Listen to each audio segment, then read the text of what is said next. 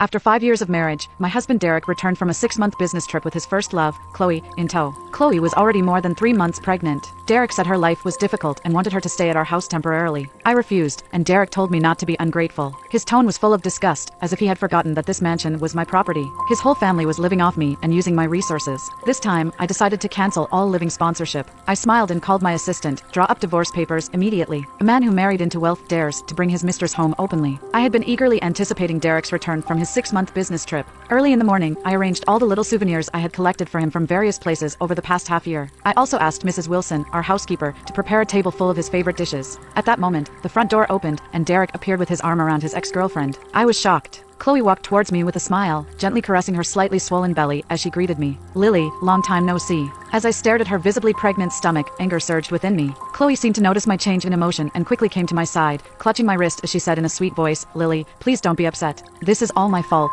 If you want to blame someone, blame me. Please don't hurt Derek." Chloe's simple words hit me like a thunderbolt. I hadn't said anything yet, but Chloe had already revealed everything. Derek had been watching my reaction the whole time, ready to rush in and protect Chloe at any moment. I clenched my fists and glared at Derek, asking, "Aren't you going to explain?" After I spoke, he sighed and gently said to Chloe, "Let me take you to choose a room first. I'll handle this." Derek's gentle tone stunned me. In our 5 years of marriage, he had never spoken to me like that. Under my watchful gaze, he supported Chloe as they went upstairs. The driver brought in 3 large suitcases. It seemed Chloe had moved half her home here. Although Chloe looked even healthier than me, Derek protected her as if she were a delicate doll. I collapsed onto the sofa, waiting for Derek to settle Chloe and give me an explanation. As I listened to the irritating laughter from upstairs, I was about to rush up when the doorbell rang. Derek's parents stormed in with gloomy faces, seemingly not noticing me as they quickly rushed upstairs. I followed them up and heard Derek pulling his parents aside, saying sincerely, "I didn't mean to hide this from you. Chloe's pregnancy was unstable in the early stages, and I was afraid something might go wrong. I hope you can understand. Chloe and I love each other, and the baby in her belly is your grandchild after all. Please don't blame her." I thought about the 5 years of our marriage. Whenever I had disagreements with his mother, Derek would always say that his mother was old and that I should be more patient with her. He had never stood up for me. I always thought that was just his personality. It wasn't until today, seeing him protect Chloe at every turn, that I realized I had been a fool all along. Chloe chimed in, holding Derek's mother's hand. "I didn't intentionally try to ruin Derek's marriage. We truly love each other. I hope you can understand, uncle and aunt." Derek's mother's frown gradually relaxed as she glanced at me standing in the doorway.